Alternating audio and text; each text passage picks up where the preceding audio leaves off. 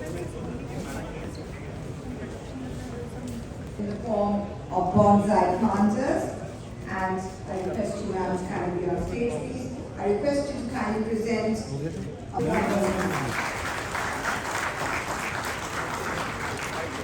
Transport Government Review. Honorable Sherpa for India's G20 presidency, please.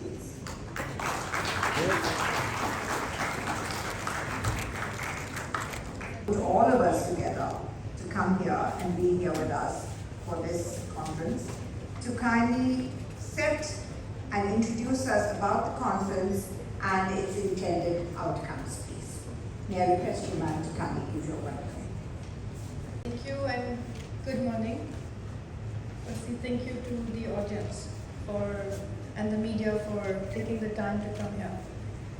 I welcome the Honourable Minister of Road Transport and Highways, Shri Nitin Gadkari ji, Honourable Minister of Transport, Government of Delhi, Shri Kailash Gailot ji, Honourable Sherpa for India's G20 presidency, whom we are very, very privileged to have here, Shri Amitabh Kant ji, Advisor to the Prime Minister, Shri Tarun Kapoor ji, he's on the agenda and he will be here tomorrow.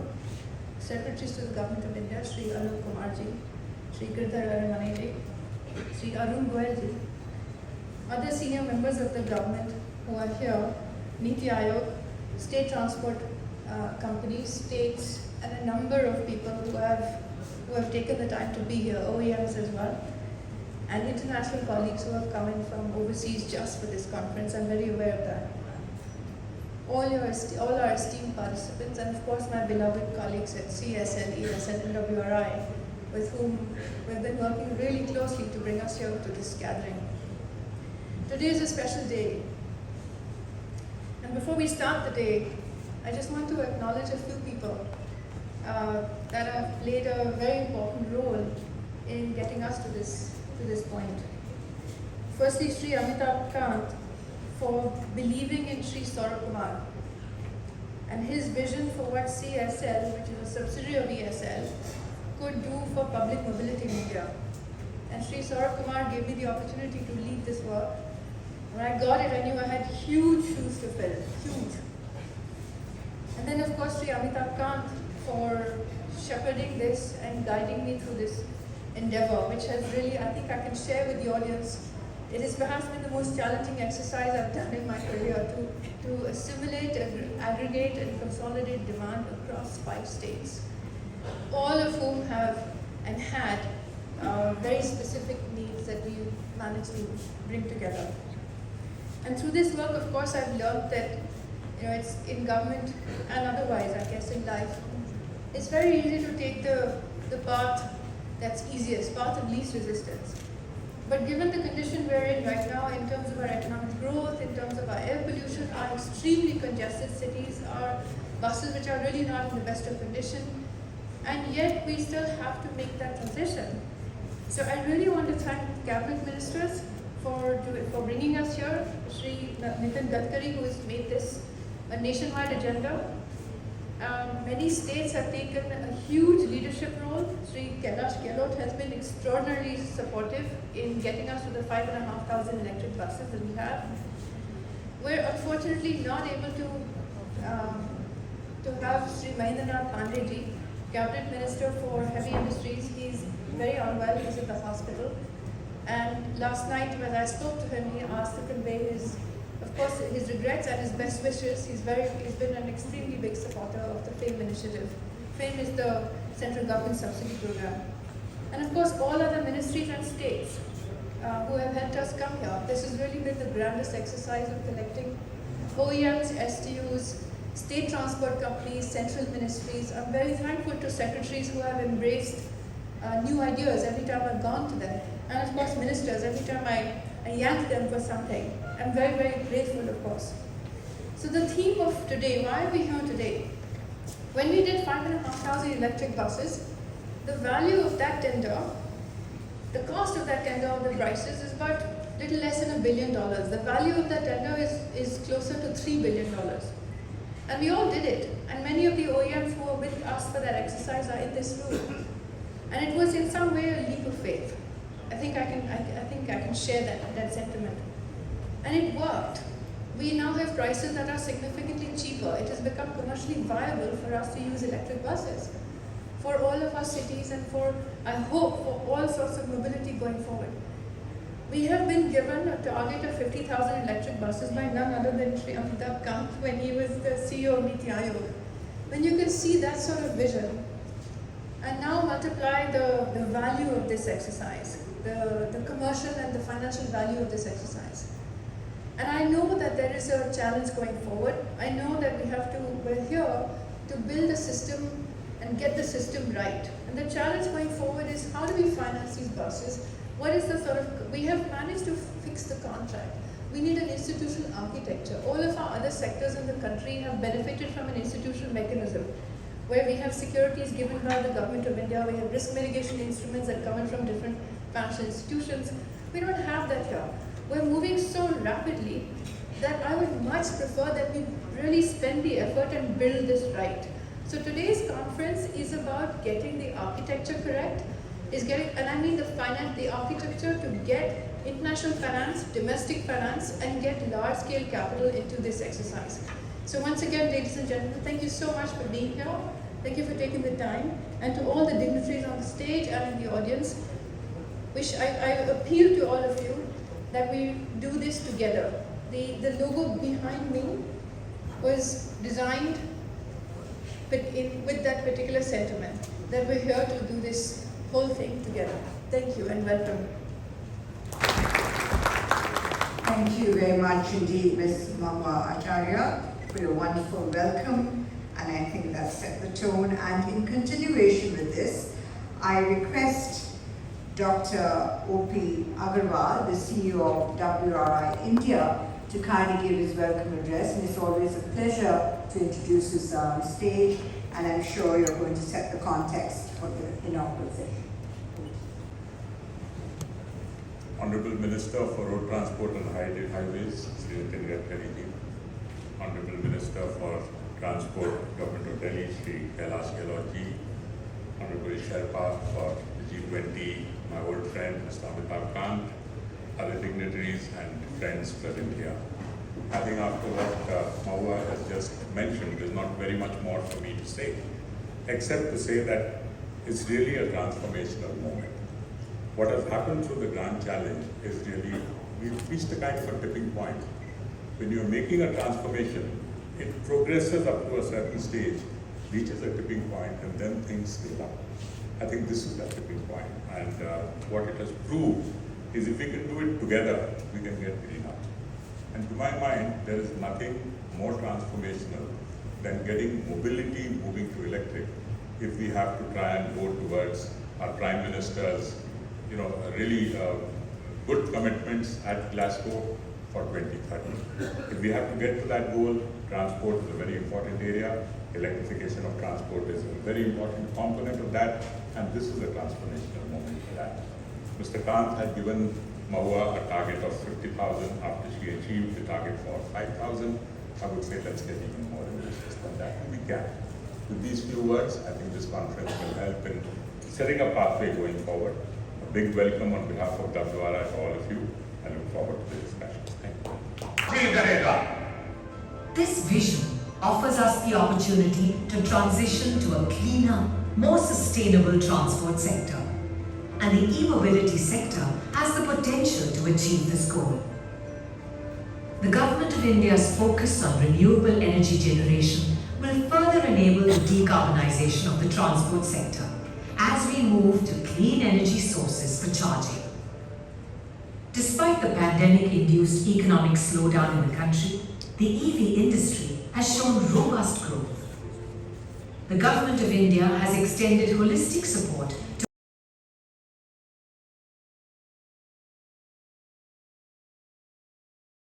and the production-linked incentives, among several others.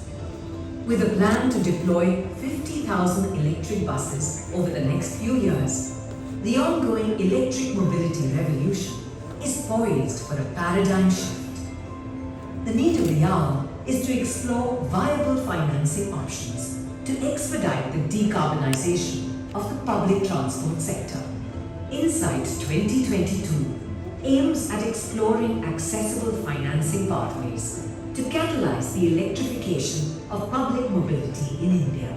Together, we aim to realize our vision of smarter, greener, together.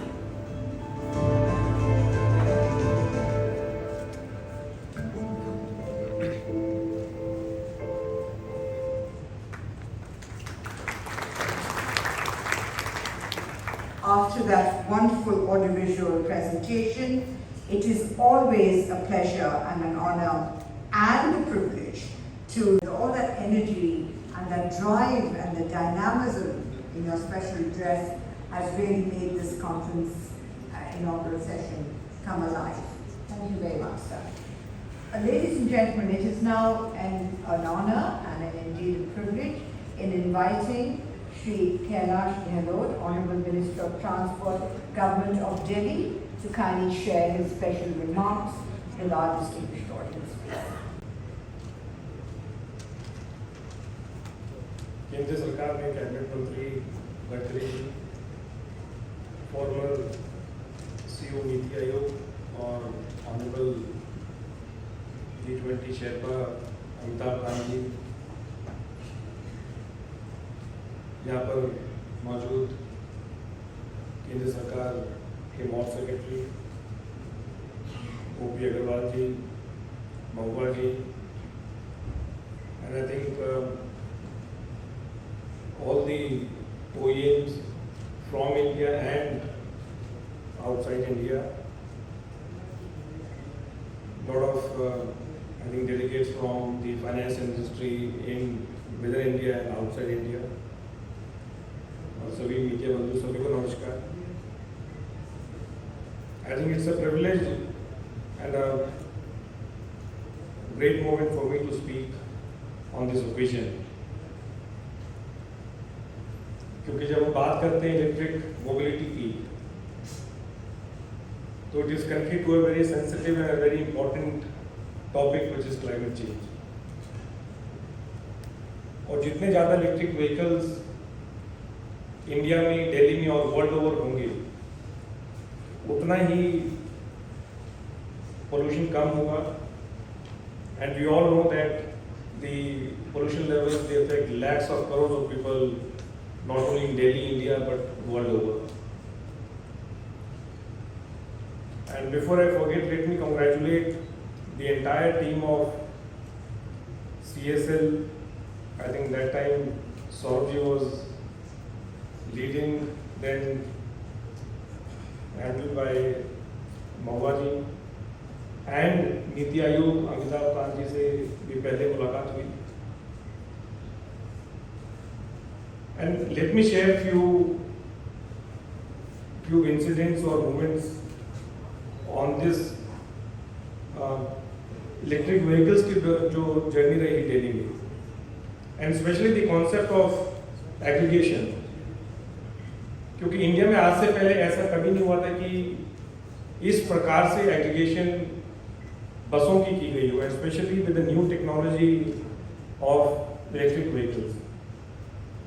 I still remember when Mr. Saurabh, I had a discussion with Mr. Saurabh, and then Mahu was following up. And in Delhi, apart from procurement, we have a long history of engaging buses on a per kilometer basis, which we say gross cost model. So mobility as a service. And we have been engaging buses on per kilometer basis from way back in 2011. And at the moment, Delhi has a fleet of almost 7,400 buses. And it will be interesting to know that out of 7,400 buses, now also 3,300 buses are engaged on the gross cost model. And we have been floating different tenders, probably those were of CNG buses. But when request came from CESL that Delhi should also participate in the grand challenge, so in a lighter moment, I used to always tell CESL कि ये सिर्फ challenge ही रहेगा, grant नहीं है. Because as Amitabh Kant ji said, India has huge potential. But bringing all the states together on one single platform and all the OEMs on one single platform, I think remarkably a wonderful job done. And Delhi got 1500 buses out of those 5000 buses. And if you compare the rates of the rate which we got in the Grand Challenge and the buses which we were procuring earlier, if you compare it with CNG and electric, a huge difference, almost 50%. Last tender which we, the CNG buses which we had floated, almost, it started a few years back from 80 rupees per kilometer, it came down to almost 72, 73 rupees per kilometer. And the rate which we got in the Grand Challenge tender is almost 43, almost half. Simultaneously, we had also floated, Delhi government alone had floated few tenders, standalone tenders of electric buses. Maybe of 300 in a cluster or another 300 in a cluster. And in the standalone tender, we got, I think, a rate of almost touching to 60 rupees per kilometer. So I think aggregation has had huge benefit in the price discovery, in bringing down the prices, and I think the OEMs also feel comfortable that there is a demand, aggregated demand of, let's say, 5,000 buses, now the new target of 50,000 buses. Delhi under the leadership of Honorable CM Arvind Kejriwal, I think we have adopted this new technology very well. Almost 2 years back, we had come out with Delhi electric vehicle policy, probably one of the best electric vehicle policies. We have offered many incentives, almost ranging from 30,000 to almost 1.5 lakh rupees. Any person in Delhi buying electric vehicle, the road tax has been waived off, the registration tax has been waived off. And Delhi alone, in last 2 years, we have already disbursed a subsidy of more than 100 crores. To be precise, it is 103 crores rupees that has already been disbursed to the purchasers. I think that has created a lot of demand. And in the last 2 years, we have added almost 70,000 electric vehicles on Delhi roads. I am sure anyone traveling on Delhi roads would be seeing more those green registration plates. If we talk about charging points, then Delhi already has functional live around 2,500 charging points. Again, in the electric vehicle policy, we have set a very aggressive target that we would like to create almost 18,000 points in the coming years. Delhi has almost close to 300 electric buses running on Delhi roads. We have already placed work orders for 1,500 buses, and we have already requested CESL to float another tender for Delhi of close to 6,500 buses. Now, along with the procurement of buses on GCC model, I think another important topic which is associated with the electric buses is the creation of infrastructure. If we talk about the public transport and buses, I think it is equally important to invest in creation of electric depots. And sharing you the story of Delhi, we have approximately 55 depots to house the buses. In phase 1, we have already made functional 3 electric depots, In phase 2, 17 depots are in the process of being electrified. And in the phase 3, 35 depots will be electrified by December 2023. The phase 2, in which we have taken 17 electric depots, they would be ready to house the electric buses by June 2023. So Delhi government has already spent almost 500 crores to create the 17 electric depots, and to electrify the 35 electric depots, we would be spending another 800 crores. The only, I think, the point which has to be kept in mind is, it is a time-consuming process. So all the states who want to house the electric buses, I think they have to plan in advance, because to electrify one depot, the timeline which we are getting from DISCOMs is almost of 18 months.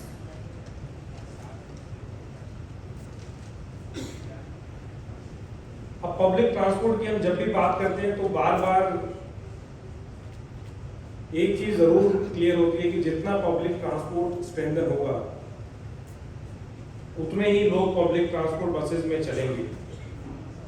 And as Amitabh Kant ji also said, that India should have a world-class transport system. But I think somewhere it is equally important to have that political will. Amitabh Kant जी ये भी mention कर रहे थे कि most of the एसटीयूज जो state transport units हैं, they are financially weak. But I think as I have been saying on numerous occasions, Gadkari साहब से मुलाकात बेंगलोर में भी हुई थी, वहाँ भी मैंने ये चीज़ रखी थी कि अगर पब्लिक ट्रांसपोर्ट को स्ट्रेंथन करना है तो I think it's high time that states should start investing in public transport. जिस प्रकार से every state invests in education and health, तो वहां तो हम नहीं कहते कोई hospital, government hospital is running into losses. We never say government schools are running in losses.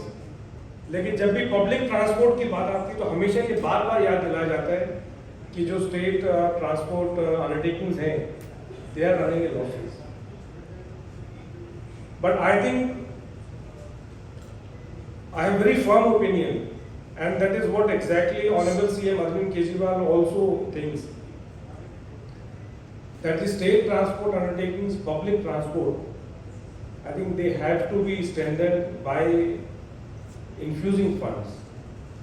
If we don't infuse funds in the public transport, only on the fare collection basis, the state transport undertakings will never become profitable. And if we really want that maximum people to use public transport, then I think the fare should be on the lower side. In fact, another dynamic step taken by Honorable CM Arvind Kejriwal in that direction, and probably I think it is nowhere on this scale, it has nowhere happened in the entire world, that all the female passengers in Delhi, they are traveling free, absolutely free, in the buses owned by Delhi government. I think we launched this scheme of free travel of female passengers, I think in 2019 and maybe November, October. And in a span of almost 2 years, it's very, I think, encouraging and heartening that 57 crore rides have been taken by females absolutely free of cost. I think there cannot be any other way, a better way to encourage a use of public transport.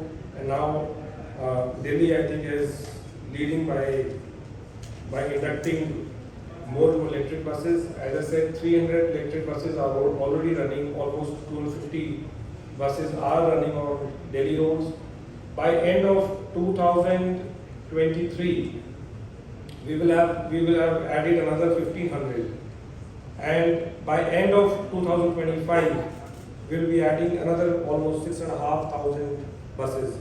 So the target which has been set by Honorable CM Arvind Kejriwal for the public transport for electric vehicles in Delhi is by the end of 2025, almost 80 to 90% of the Delhi government fleet of buses will be electric.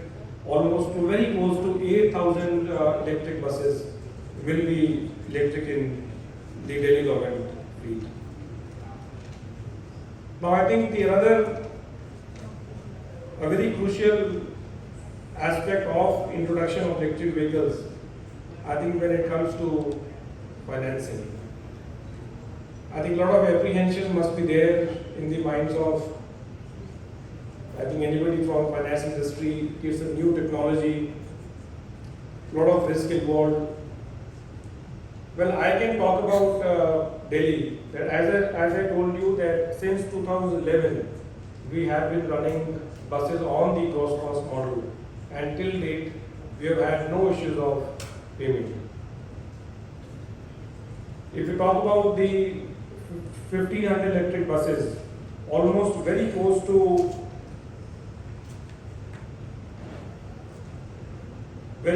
6,000 crore rupees have already been committed by Delhi government. So anybody from the financing industry, and I've told a lot of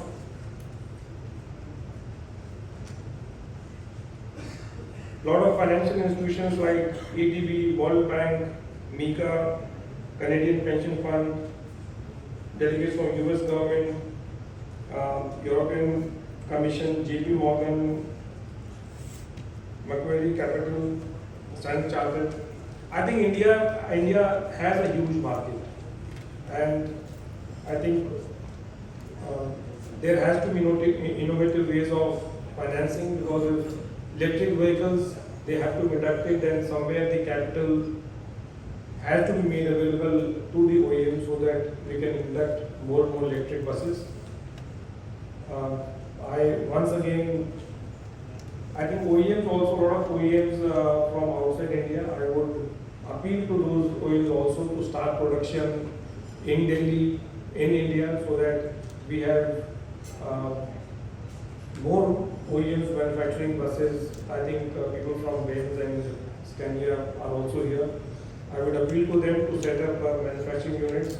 Honorable Central Minister is also here, so that we have more variety of engaging buses on per kilometer basis, and providing a world-class transport system to entire India and also Delhi.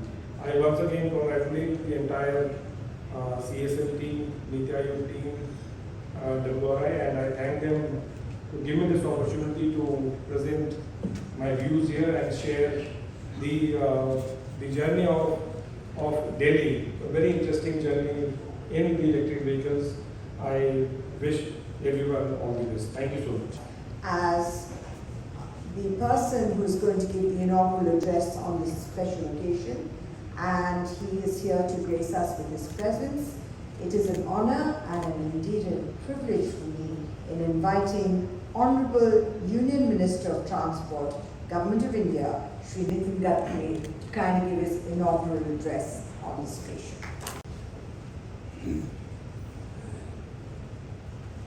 Honorable Minister of Transport, Government of Delhi, Sri Kailash Gehlot ji, my dear friend, Sriman Amitabh Kanji, MD and CEO CESL, Mohu Acharya ji, all respectable dignitaries, distinguished guests, ladies and gentlemen. First of all, I am giving my special congratulations to CESL team under the leadership of Mahua for procurement of 5,450 EV buses, which is the largest EV bus order in the world with very competitive rates. Actually, in the best study in Mumbai, for diesel bus, that costing is coming to 115 rupees per kilometer. And today the tender which is received by CESL, the cost is 39 rupees per kilometer for non-AC bus and 41 rupees per kilometer for AC bus. average bus, probably in kilometer, the average running of the bus is not more than 210 to 230 kilometers per day. So you understand the economics, that how we are going to reduce the cost on particularly on the fuel. Today in Indian transport sector, the public transport is not in good position. The reason is that there is a losses, huge losses of at least more than 20,000 crore to the public transport state corporations unit. And the reason for the losses is, the most important thing is conductor is taking money for the ticket. It is not taking it to the account of state transport. And other is, you know that the using of diesel, there is also a big problem. So today, these two basic problems, because of that, our public transport is economically not viable.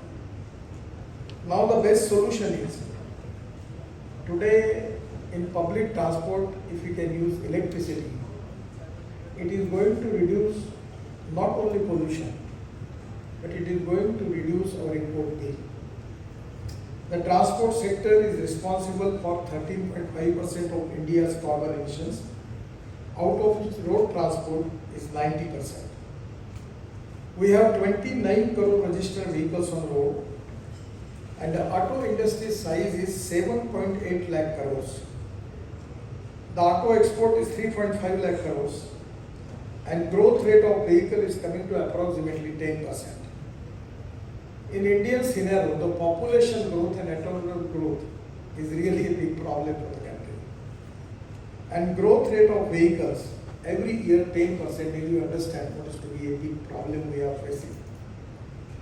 The growth actually, as a minister, we are trying to make it the automobile industry of 15 lakh crore.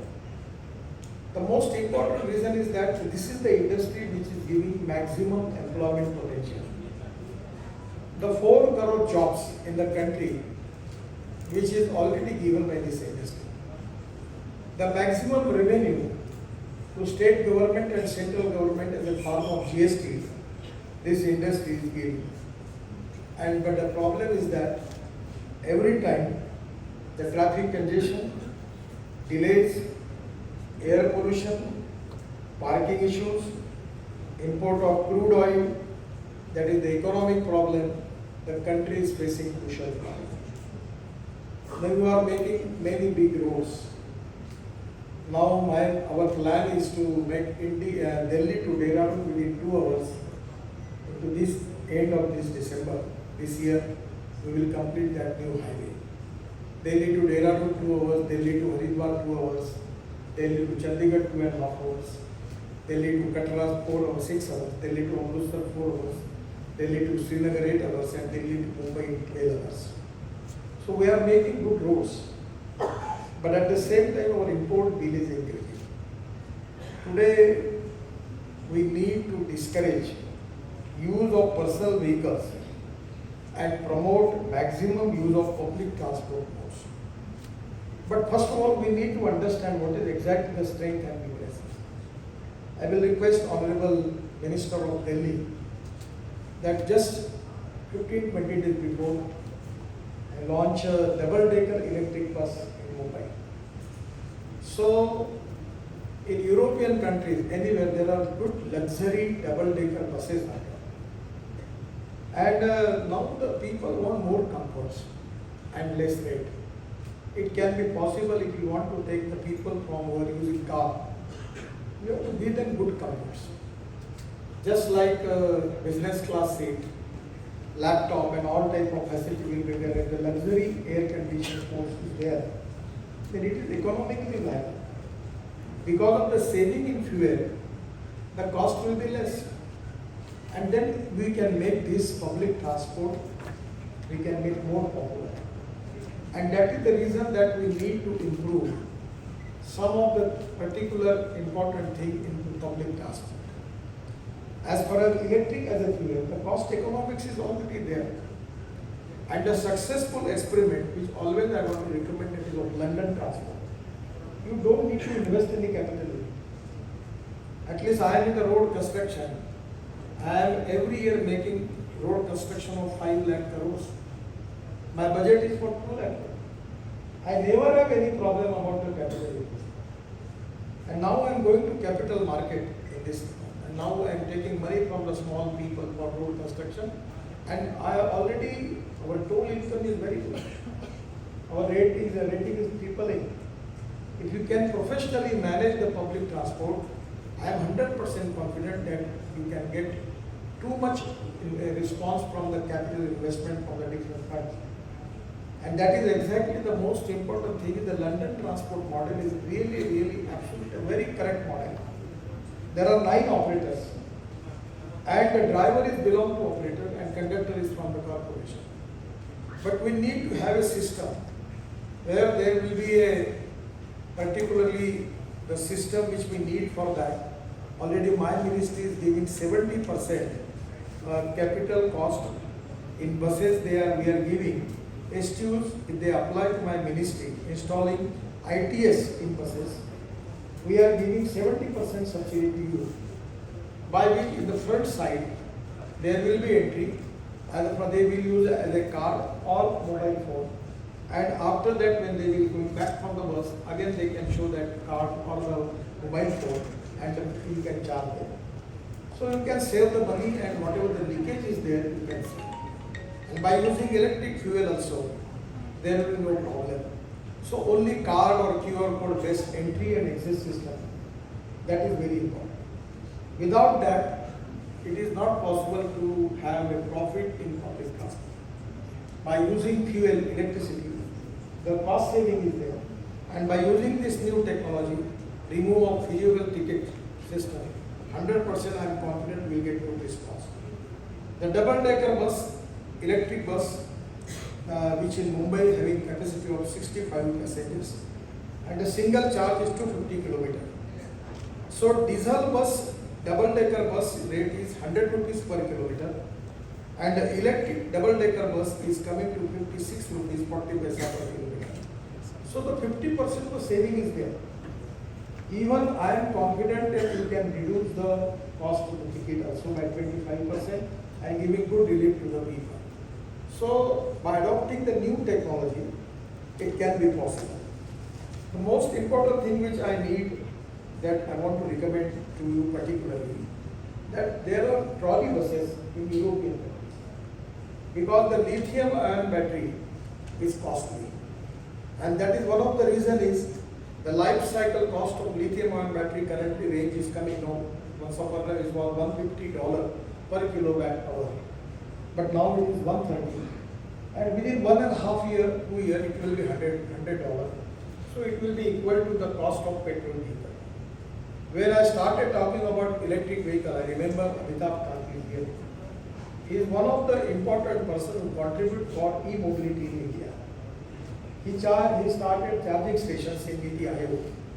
He support the idea, and not only support the idea, but he bulldozed the idea in many departments. And that is one of the things that today we are marching towards the ahead. Now when at that time I was talking about the electric vehicle, there were a lot of people asking me many questions. Today, the situation is that there is a waiting list for a year for electric four-wheeler. There are 250 manufacturers who are making two-wheelers, electric two-wheelers, and 100% electric buses. The Amitabh Kant was telling to Movaji that we should target of 50,000. But Amitabh ji, this target is not correct. They should make the target for 5 lakh buses. We have the potential, the economic viability is there, internal rate return is good. If no one is ready to finance the automobile manufacturer company, they are already doing auto finance company.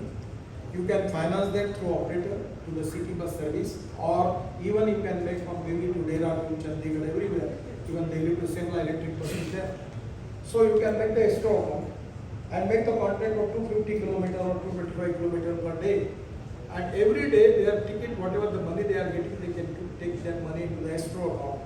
And every day we can deposit that money to the bank or auto finance company, no problem. I'm telling you, I'm the person in this system who can raise crores of rupees from the market. I don't have any resources problem, the road construction, because two things are there. The internal rate of return is good. Our toll income is presently 40,000 crore, and at the end of the 24, it will be 1,40,000 crore per year. So I don't need, I can monetize the road. Already my problem is my expenditure is less. I want to increase more expenditure because money is not a problem. People are coming to me. The insurance fund, pension funds, all are coming to me that they want to invest in road construction. So I don't have any problem because the economic viability is there. So all in this transport sector, when the cost for the diesel bus is 150 rupees per kilometer, and when it comes to 40 rupees or 41 rupees, the economics is there.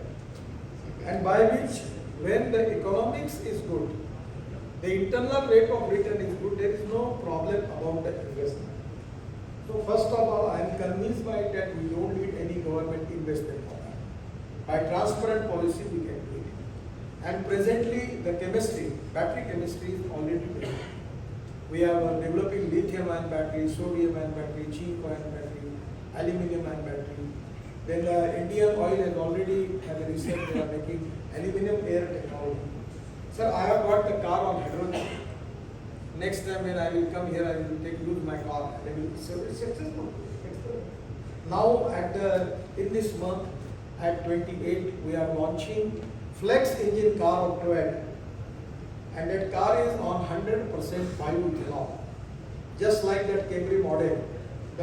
In place of petrol, 100% bioethanol, and that is going to generate 40% of electricity, and the petrol rate is coming up to 25 rupees per kilometer.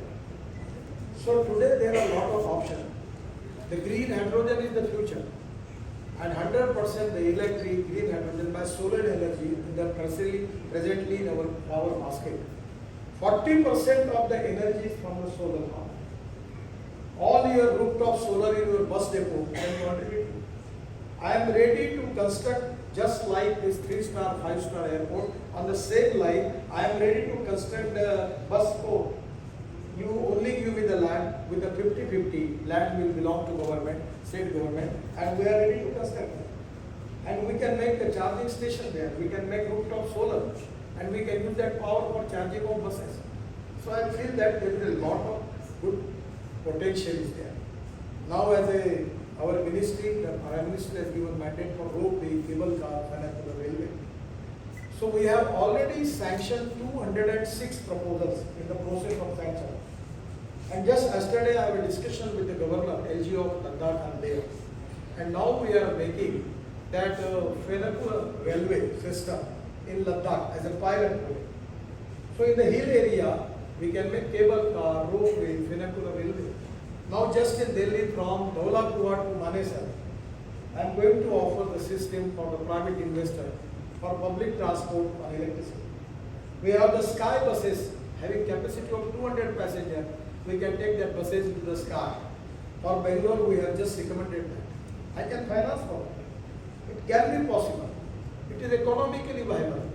And this is the time for the country that we need to find out new technology, new innovation, new research in transport.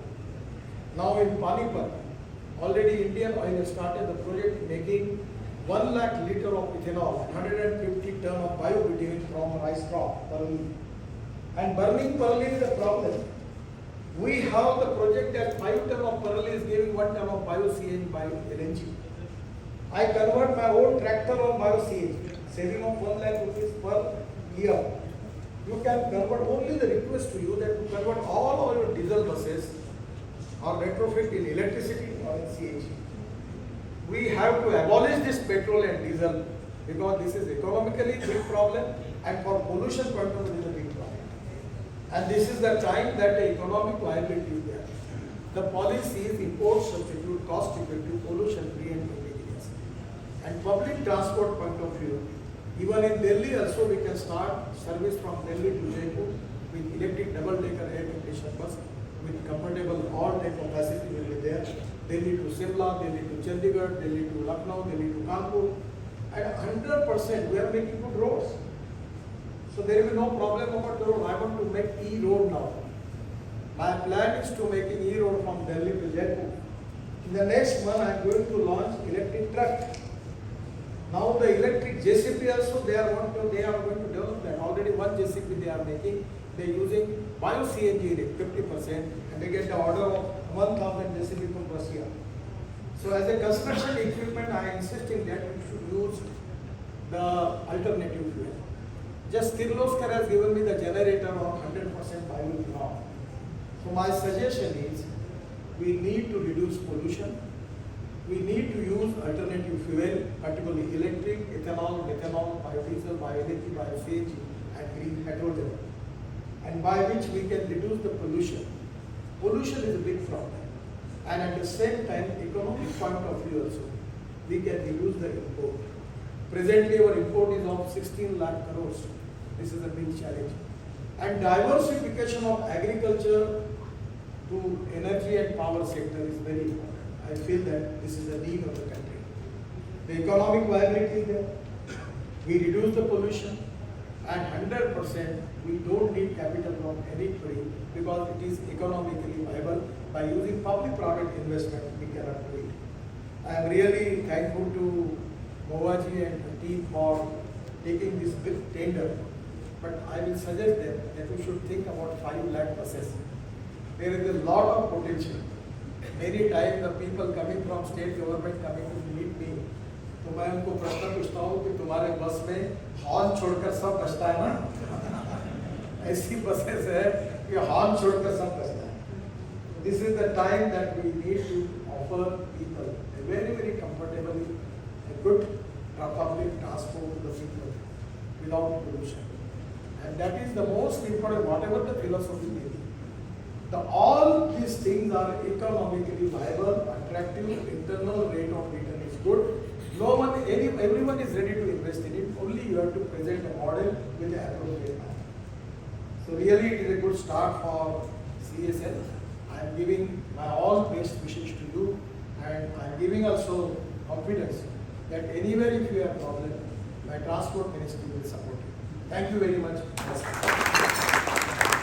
Thank you very much indeed, Honorable Union Minister for Transport, Mr. Gadkari, for 2022 International Conference on Sustainability. Ladies and gentlemen, we come to the end of the inaugural session.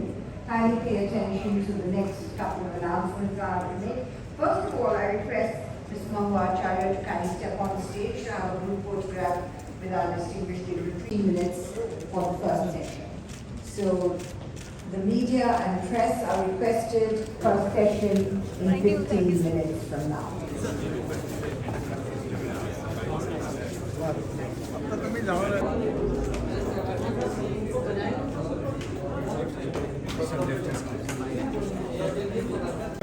Good afternoon, Delhi.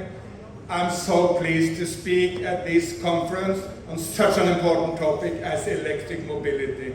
And let me start by congratulating you, my great friend Mahua, with what you have achieved here, which is really remarkable. I'm not aware of any similar scheme anywhere in the world where you bring down the price of electric buses and make it affordable for different transport companies all over India, and even not purchasing but renting in different forms. This is remarkable, it's brilliant, congratulations.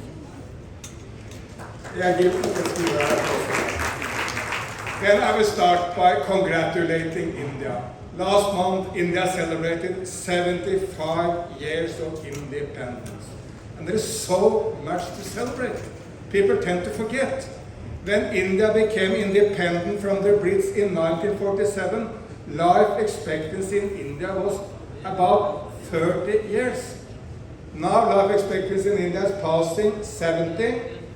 And mind you, I will not be surprised if in the next decades, life expectancy in India is surpassing life expectancy in the United States of America. And when India became independent, maybe 15% of Indians could read and write. Now basically every single young chap in this country starts schooling. True, schools are not always up to the quality we need, but they start schooling, and that's of course an enormous progress. And what a better way to celebrate 75 years than to elect a woman president. Not only a woman president, a woman from the scheduled caste. Not even just a woman from the scheduled caste, but a woman from the tribes, an indigenous woman from the lowest and most humble and most moving background, lifting up to the most important position in the state besides the Prime Minister. That speaks so nicely about India. And frankly, it hasn't happened any other place on planet Earth. There is no other woman from indigenous group which is leading a major state. Nowhere. So congratulations. And then in Glasgow last year, at the climate COP, some Westerners in their arrogance started blaming India for climate change. They said, India said that we should not phase out coal, we should phase down coal, as if there is any real difference between the two. And then they started blaming India, finger pointing like that. Look, North American climate emissions per capita up to this point are 25 times Indian climate emissions. No one should blame India. No one should expect India to take the slightest blame. But we should all expect India to take the lead, because it's a joint fight on planet Earth to save this planet from dangerous climate change.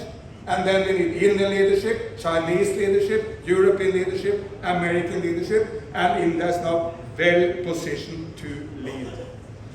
I'm traveling a lot around this beautiful country, and I see so much positive change. State of Telangana is now a world leader on tree planting. They have increased the green cover of Telangana by 3% just in the last few years. Well, that's world leadership. State of Andhra Pradesh has the most advanced scheme anywhere in the world for ecological farming. They say it's a pilot program. Well, it encompasses now 6 million people in Andhra Pradesh. That's more people in my country than Norway back home, and we don't consider ourselves a pilot project. And last year I was in the great city of Mumbai with my good friend Anitya Thakkerai, who at that time was the Minister of Environment of Mumbai, and we launched a scheme for electrical vehicles in Mumbai. And very soon all buses in Mumbai, this mega city, will go electric. Not only that, the buses were produced right here in India by Tata in Pune, providing jobs to Indians.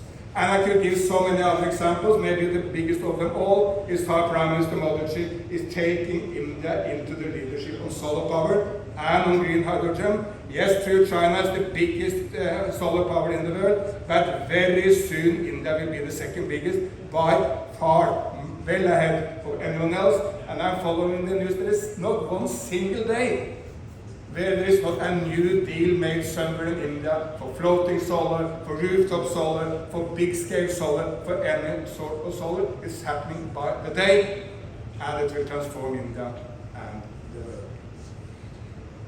There are three main reasons why India should go into electric mobility. First is jobs. This is not good just for the environment, it's very good for the economy.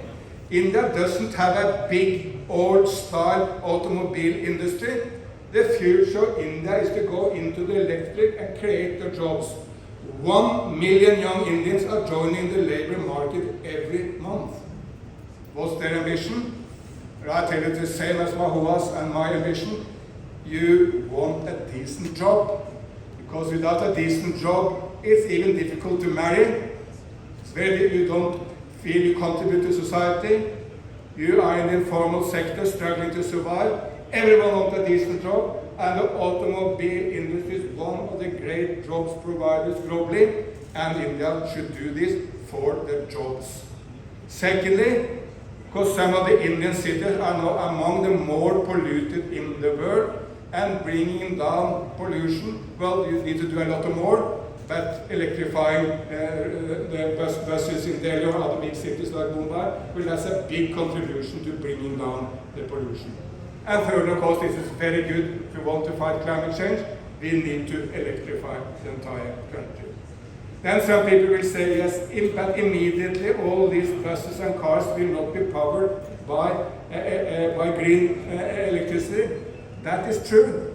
Maybe in the initial phase you will need to use coal to power the electric cars and electric buses, but even that is a huge step forward from today, because you don't have the pollution in the cities, and because it's a much more effective way of using energy than the current one. So let nothing stop you. Move straight ahead into this great future of electric vehicles. I will share experiences from two nations which are now in the lead on electric mobility in the world. One is sometimes unpopular in India, that's China, and the other is my own nation, Norway. China, of course, now has 50% of all electric cars in the world. Half of all electric cars are running on Chinese roads. Something like 98% of all electric buses in the world are running on Chinese roads. There are, at least very recently, there were more electric buses in the one city of Shenzhen alone than in the entire world outside China combined. And 70% of all electric batteries are made in China. So China is absolutely in the lead.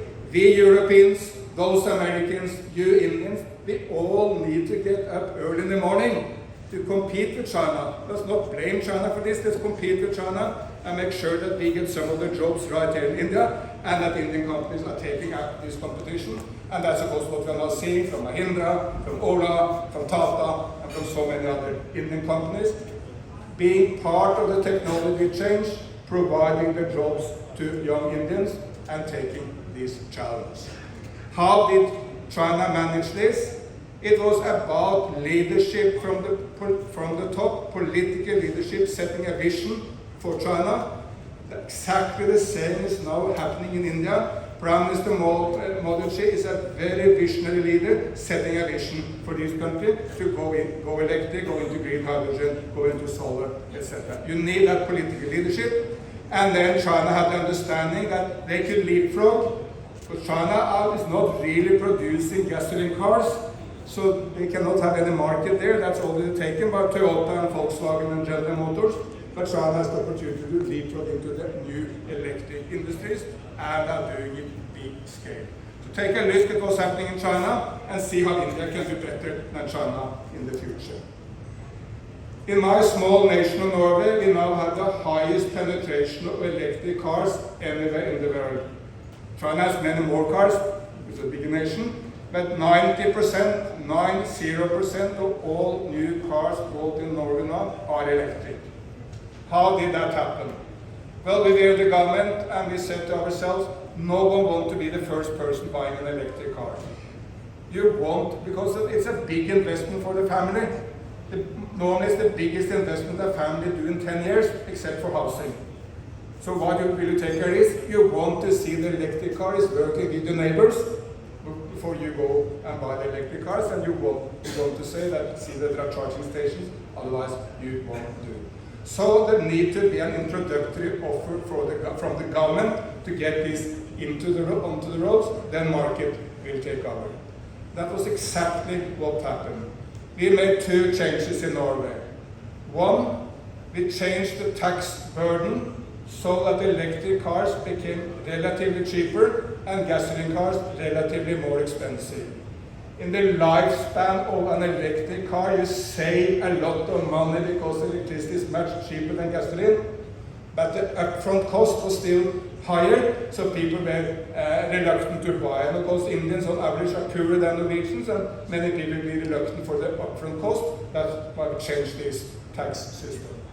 Second we did was exactly what you do if you run a supermarket. If you want customers to look into a new product, you give an introductory offer. And we said, if you buy an electric car, you will be able to run in the bus lanes into the town. It's much faster to work. You will get a deduction on parking. We have many ferries in Norway.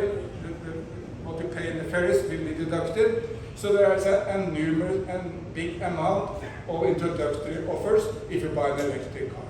Completely changed the mentality. And I tell you, no one has ever bought an electric car want to go back. I in my entire life, I've never bought a car, but at the end we bought a Hyundai from Korea, moves 500 kilometers in one charge. You can go from Oslo to Bergen, the second city, 500 kilometers without charging. And we are a very cold country. And if I get up in the morning and it's very cold outside, I just push the app, and the app starts the warming of the car. So when I can sit in the car, it's completely nice and warm. That cannot be done, at least it's not done with gasoline cars. And of course it's so remarkable, everyone loves it. No one who has driven an electric car is going back to the old-fashioned gasoline technology. And we have done the same with buses. All buses in the capital city of Oslo will now be electric. They run 10 hours per charge, so there is not a lot of time wasted by charging, and we can go the entire day without charging these buses. And that's exactly what the same as Mahua will do for you here in India.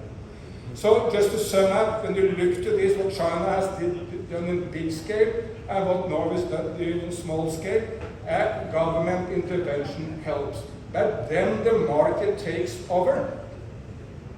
Because if you run a petrol station in Norway today, there is no way you can do it without charging of electric cars.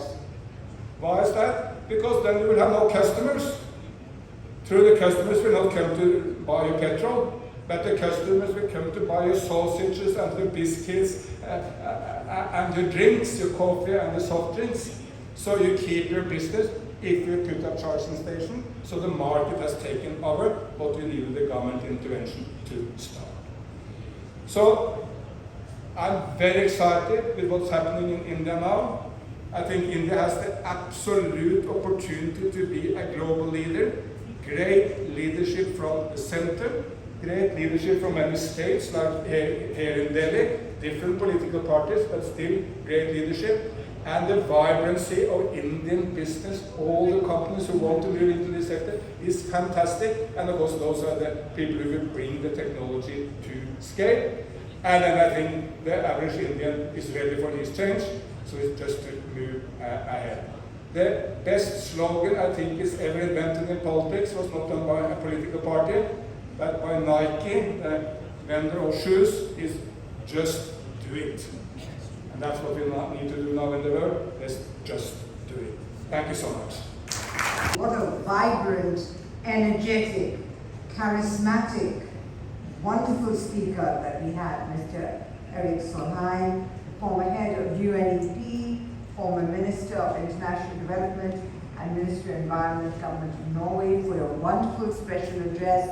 And I think all of us here has complimented our country on the way forward and just doing it. Thank you so much, sir. Let's give him a warm round of applause. Sudhendu J. Sinha, the Advisor Infrastructure Connectivity, Transport and Electric Mobility, Niti Aayog, and he's going to give us a sector overview of electric mobility in India. So let's give him a warm round of applause as I invite him to come. Thank you.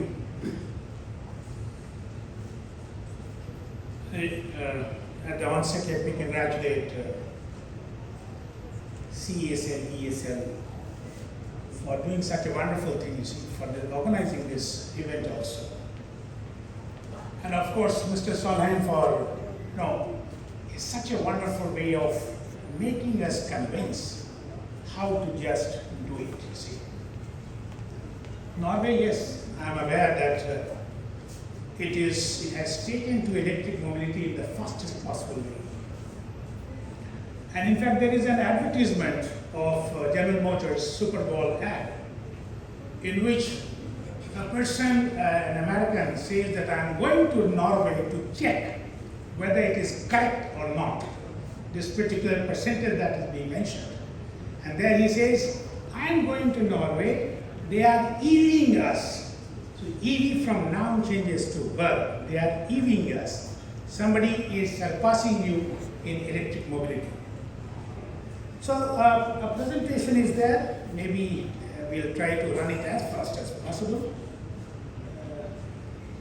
Can I change it from here, Jojo? Are you there? That he displayed at the Global Move Summit. He mentioned about the paradigms of he mentioned about the paradigms of mobility, and he said that 7 C's he mentioned about, and then we took off. 19 March, National Mission on Transformative Mobility and Battery Storage was set up at NITI Aayog. I happen to be the mission director. We are expected to take this electric mobility on an absolutely fast forward in a mission mode. So this is what the ecosystem is. This is what the ecosystem of electric mobility is. This is what all through it goes on. And when you heard the first session, it was so clearly mentioned that when political leadership, when technology, when finance people, and when the national aspirations, you see, when all 4 of them combine together, that is precisely when this mobility, this disruption starts taking its shape. So we incentivized the demand through FAME scheme, which is one of the flagship scheme of the country. There, it is not only confined to buses, it is also for the 2-wheelers, 3-wheelers, charging infrastructure and everything else. So this is what the EV outlook is. In Uttar Pradesh, it has got the maximum number of vehicles. You see for yourself, almost 18% of the vehicles, electric vehicles that we have, they are at Uttar Pradesh. They are being, of course, it is one of the largest states of the country. And then the states, you know, in India's electric mobility, this is a unique proposition.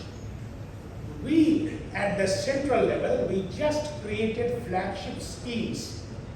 The policy was left to the states because we didn't want to get into this hassle of whether this is between center versus state kind of debate. We didn't want to get into that.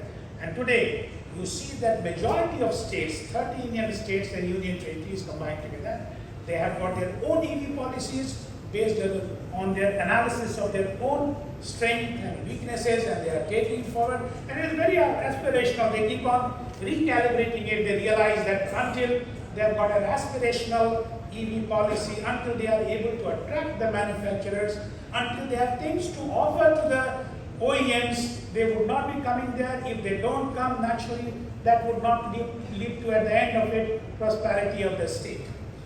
So this is what the state's commitments have been. They have laid down their own commitments.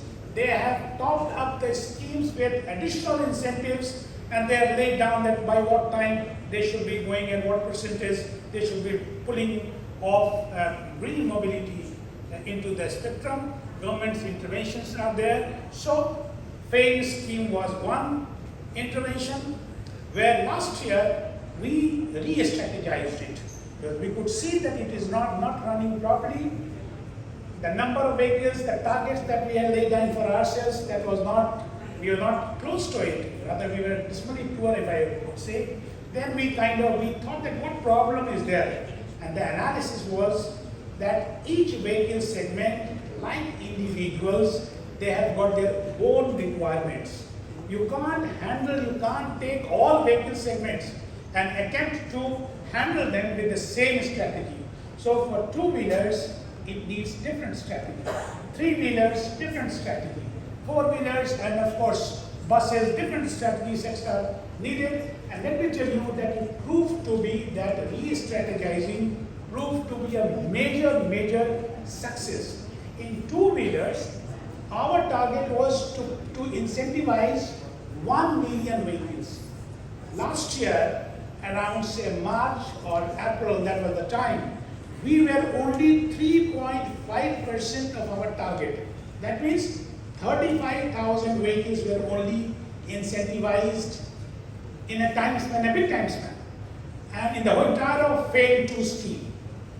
And then, in last say 16 to 18 months, 16 months rather, from 3.5% in case of 2-wheelers, we have moved on to 52%. See the differential. From 3.5%, we have moved on to 52% in case of 2-wheelers. So today we have got 520,000 2-wheelers that we have incentivized. Similarly, for the 3-wheelers, we collaborated with CESL and asked them that you should be aggregating the demand. Aggregation became one of the prime principle, prime method, prime strategy for taking this entire thing forward. Buses, of course, it's a big success story again. In addition to that, we went in for a PLI scheme. PLI scheme, production-linked incentive schemes in two principal sectors. There are 14 sectors which Government of India is launching, but related to automobile and electric mobility, two of them are there. One is advanced chemistry cell.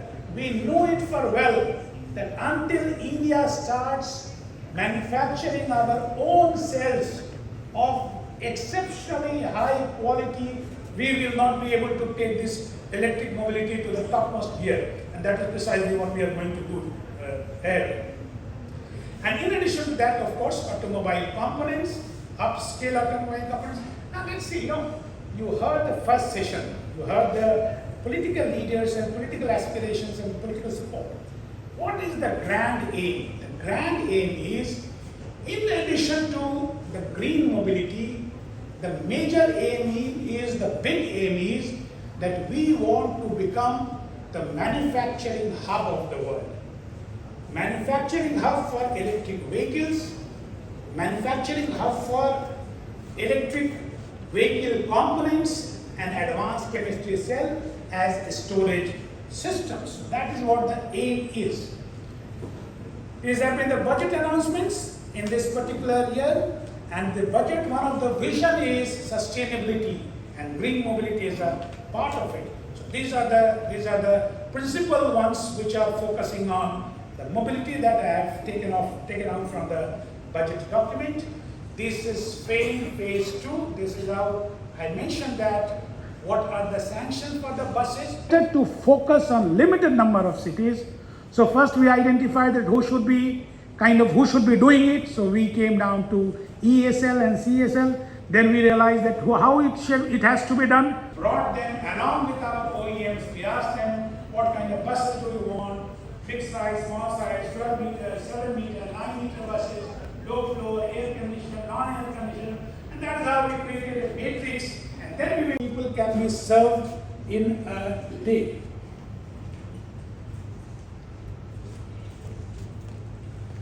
So this is what the buses impact is, and I always say on Delhi roads when you see 100% electric and 0% smoke, that gives a lot of confidence.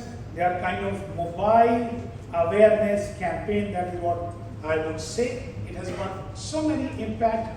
One bus also provides employment to little less than 3 persons.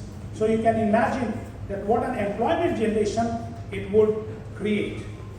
Make in India, yes, a lot of issues were there. Suppose from 5,450, we are trying to ramp it up to 50,000. It is doable, it is not doable. First question was whether our OEMs are capable of doing it. So Niti Aayog, we got into kind of major, very, very extensive discussion with them, and the finding was that in a year, almost 60,000 buses our OEMs are able to manufacture. Of course, a little bit of some support they do require, but that is the kind of strength that they have. The second issue was whether what will be the localization percentage, what will be the Make in India component, or it would be just based on importing things from abroad and kind of providing an assembly, assemble them here and provide a body, and that is how it will be. Then again, when we did a lot of research, the realization was that it is almost 65% close to around 65% as on date. This is the kind of localization that they are able to do. These are the aspirations of the program. I have mentioned our targets. It would be a technological leapfrog. We heard it, that the old buses are of course archaic. They need to be replaced. Charging infrastructure, both upstream and downstream activities.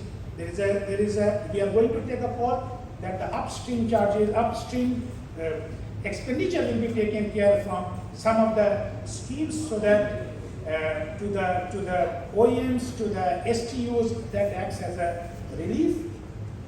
Charging infrastructure, the way it is being proliferated across the country, battery swap is again going to be a new thing. Very shortly, Niti Aayog, we will be able to come out with a battery swap policy, battery swap scheme, standards and specifications, and on the top of it, innovative business models so that it can be taken forward. Okay, yes. 16 out of 23 IITs, ladies and gentlemen, they are having dedicated departments today. All these young boys and girls, they know that this is where the future lies, and that is why they are taking it forward. Centers of excellence are being created, dedicated programs are being run out, CTOs, we are connecting CTOs with them so that on the same model as it operates in the West, they should be able to give them very, very specific problem statement, and based on problem statement, that should be sorted out within a limited time frame. Prime Minister announced e-Amrit web portal at, it was announced at COP26, where we have mentioned this is one of the premier awareness campaign, because we know it for well that awareness has to be the first initiative for any disruption that we always want to bring to the country. So maybe the 5, 1, 2, 3, 4, 5 that symbols that they have mentioned, I would say finance, and then technology, and then awareness, and maybe some recycling kind of initiative. So these are how it has to be taken forward. Shuni campaign from this hall itself, yesterday, we celebrated first anniversary of Shuni campaign. Idea is zero pollution delivery campaign. 130 partners are there. You name it and they are there. So Amazon, Swiggy, IKEA, Flipkart, you name it and they are there. And yesterday from this platform, from here only, 100 of them made a very, very specific commitment within what time frame, how many vehicles they would be converting to green. And we have created this Shuni campaign, zero pollution delivery campaign. So this campaign is up and running. Could we play this particular video? Okay.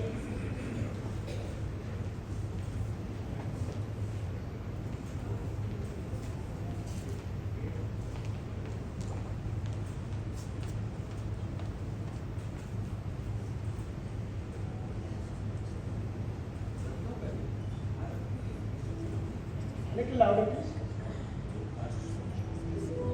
महान भारतीय गणितज्ञ आर्यभट्ट की इस खोज से पूरे ज्ञान विज्ञान को एक नई दिशा मिली और तकनीकी खोजों से हमारी दुनिया बदली। शून्य, एक ऐसा उद्धार जो कुछ भी नहीं और सब कुछ है। जो भी है उसका आधार है शून्य। इसने हमें दी हैं अनगिनत सुविधाएं जिनसे हमारी जिंदगी आसान हुई है। हमारी ख्वाहिशों से लेकर जरूरतें सब पूरी हो जाती हैं, मुश्किलें दूर हो जाती हैं और हमारा कीमती समय बचता है। अपनों में दूरियां मिटती हैं और खुशियां फैल जाती हैं।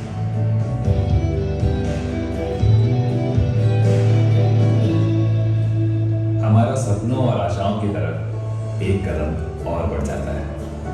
अब यही शून्य फिर से देश को देगा एक और बड़ा उपहार। देश की जानी मानी कंपनीज नीति आयोग के सहयोग से लेकर आएंगे शून्य, जीरो पॉल्यूशन मोबिलिटी, एक ऐसा कदम जो इलेक्ट्रिक व्हीकल्स को बढ़ावा देगा। जल्द ही आपकी डिलीवरीज और राइड्स होंगी शून्य ब्रांडेड। तो चलें स्वच्छ हवा की ओर। अब मिशन जीरो पॉल्यूशन। मुबारक हो इंडिया, वो शून्य जो हमें देगा प्रदूषण मुक्त भारत।